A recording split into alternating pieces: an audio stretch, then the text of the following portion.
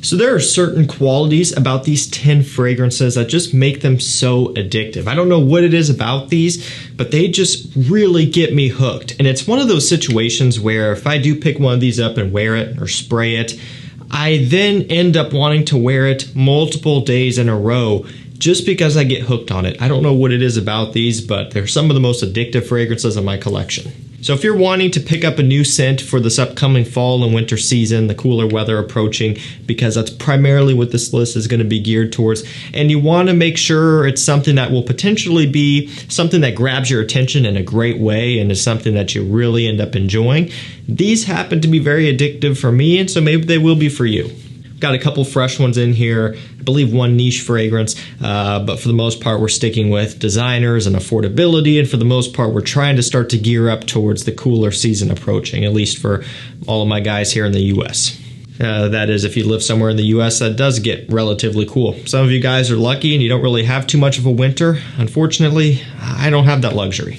Now, I will provide links to all of these down below here to discounters, and also make sure you hop over to my community tab where every day, multiple times a day, I'm posting some of the best deals for fragrances online, whether it be something rare or discontinued or just anything else in between, right?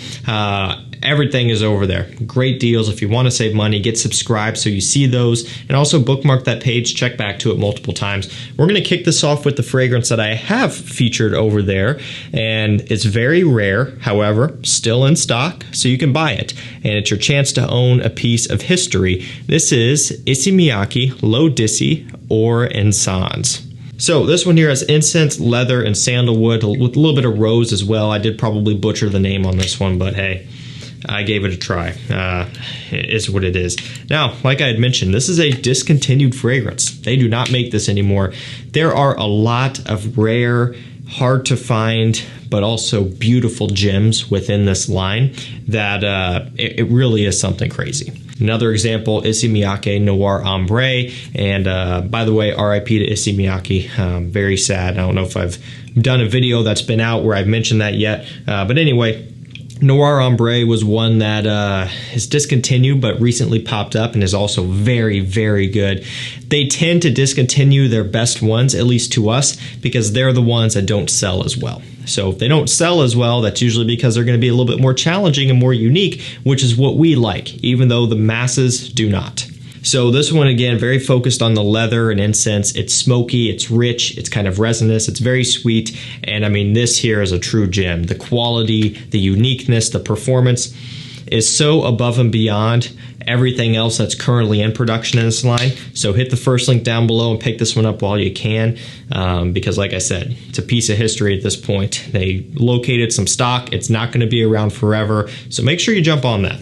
We're going to go with my scent of the night up next. I just applied this one right before I started recording.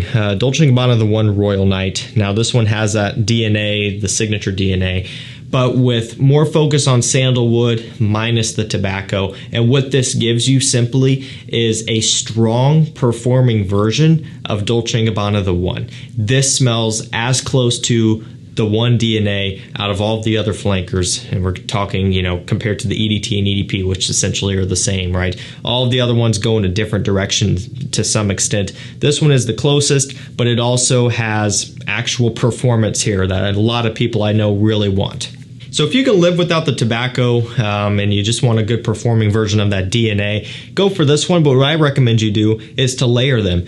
Spray this one on so you get that strong base that's going to perform, and spray on the EDT or EDP right over top of this one to get that tobacco. Now you've mixed the two together and you're going to get some performance out of it. Great, great stuff that I just reach for all the time. Kind of like this one right here. We have Serge Lutens Cherugi. I don't even know how to say this one. This is going to be a rough video because I am struggling with this stuff. Anyway, you know, it's got tobacco, it's got honey, it has amber. Look at the color of that stuff. I just now noticed it as I've been holding it up to the light. I just recently got this. Holy crap, that's something. It's rich, it's silky, it's sweet, but it's so strong. It kind of smells a little bit like, you know, those fall cinnamon broomsticks that you buy like anywhere. People set them up in their house, just random broomsticks that are scented like cinnamon. This kind of smells like that. I mean, if you want the epitome of a fall fragrance, like, you know, not something that just works well in fall, but like something that actually smells like the season of autumn, you gotta try this one out. This is addictive. Like I said, more recent addition to my collection, even though it's been hyped for some time. And I've been smelling it all the time. Haven't been wearing it so much yet because, you know, weather isn't quite there. But I've just been picking it up and smelling it, spraying it on my hand, doing a little bit of indoor testing here and there. And I've been hooked on this stuff. This I can see being a big, big weapon in the cooler months coming up. Now, this one I have had quite a bit of experience with. It is Paco Rabanne Pure XS. Yeah, pretty cool. It's got sugar, vanilla, it's got rum and myrrh and a bunch of other notes going on. But essentially it has a little bit of this cola sweetness and a little bit of a fresh, sparkling nature, and then some kind of a resinous twist as well. It really is sugary and sweet, and it's very addictive. That's the one way I can describe this one, and I've kind of described it that way since the beginning. This is the type of scent that will have you hooked. First time you smell it, you're like, wow, that has just the nice, perfect balance of a little bit of fresh here and there, a little bit of a bubbly sweetness, a little bit of a resinous touch. It has a bunch of things mixed into one, and to me, I really like it. Next up, a newer release, Givenchy Gentleman Reserve Prive, or Eau de Parfum Reserve Prive. So this is playing off the Eau de Parfum DNA, but they're introducing whiskey and chestnut to make this smell absolutely amazing. God, I love this one. This is fantastic. A great, great flanker. As soon as I saw the note breakdown for this one when it was announced, I knew it was going to be great. I knew I was really going to like it. But when I tried it for the first time, which you can watch me do on video, at that point I'm like, okay, we have a serious winner. I mean, they knocked this out of the park. There isn't anything I would change about it. Has just the right amount of a boozy twist, a little bit of a gourmand chestnut note in here, but yet, oh man, that smells great. It still sticks with the EDP DNA, so it doesn't stray too far. You're still getting that iris, of course. It's just everything I look for in a flanker. I've always wanted one of these signature iris fragrances, you know, like the Dior 2020 or Dior Intense, Valentino Uomo Intense, that sort of thing. I've always wanted that DNA with some whiskey or like a boozy note. We finally have it, and this is nothing short of amazing. Very addictive stuff. I've featured this one here and there on the channel, Dolce Gabbana Velvet and Senso. So this one has a good dose of incense, of course. There's also myrrh in here. And this is another one that is sweet and resinous and smoky. Has a good dose of amber in here, a nice rich kind of silky amber accord that smells amazing. This is a sweet fragrance that is also upscale and classy. So, you know, a lot of times, especially with newer men's fragrances that are going in the sweet direction, they can be a little bit playful and youthful to some, and, you know, they don't really have a mature smell to them, a lot of them anyway. This one goes in the direction of being refined and grown up, and it smells incredible. This is one I highly recommend. It's a line that's a little bit more exclusive and high-end, but that does show in the quality, that shows in the performance. This is one of my favorites. It's actually been a while since I've talked about this one, but it is one that I do wear pretty heavily in the cooler months, and I've talked about it a lot. It's Le Male Les Parfums. So over the past winter and fall, I talked about it, and then, you know, as per usual, summer comes around and I don't wear it, I don't talk about it. So it's been a little while. This is the first time I've showed this one on video since would have been last winter, which would have been at the beginning of this year, I would imagine. So it has cardamom, it's got lavender, it's got vanilla, all of that sort of thing. But it smells great. You know, I've described this one several times, and I'll do it one more time. It's a mixture of the original Le Male, so you get that kind of fresh lavender smell. You get a little bit of that sweet ultra male twist in here, but then you get its own unique twist with the cardamom and the oriental spicy notes, which is what makes this one what it is. It's almost like a hybrid and then its own unique twist. I really like it for what it is. It's a good performer. It's unique. Even though it has some comparisons to the others, it still sets itself apart. And it's just ultimately very addicting. I love that spicy cardamom. It's one of my favorite notes, and it just works great. We're going to knock out that niche fragrance up next, and it also happens to be a fresh one here for a little bit of a change. Parfums de Marly Greenlee. So I really like this, and I really like Sedley. To me, those are the two favorite fresh offerings from Parfums de Marly, at least out of the ones that I have. I've got Percival. I don't really care for it all that much. It's okay. I don't have Galloway, which I do need to get, but out of what I have, Sedley and Greenlee are my go-tos, and it would be really hard for me to choose in between the two. I would probably have to choose Sedley, but I've really been enjoying Greenlee lately as well, especially as summer has been winding down, because it has that nice green apple accord. It's a green fragrance, as you could maybe expect. Cashmerean in here. It's fresh, but with a little bit more bite and substance to it, which is actually kind of well suited for lately, because the lows have been getting down into the 60s. And so by the time sunset starts, you're down to about 72, 70 degrees, and it actually starts to get a little bit chilly outside. And this kind of holds up to that.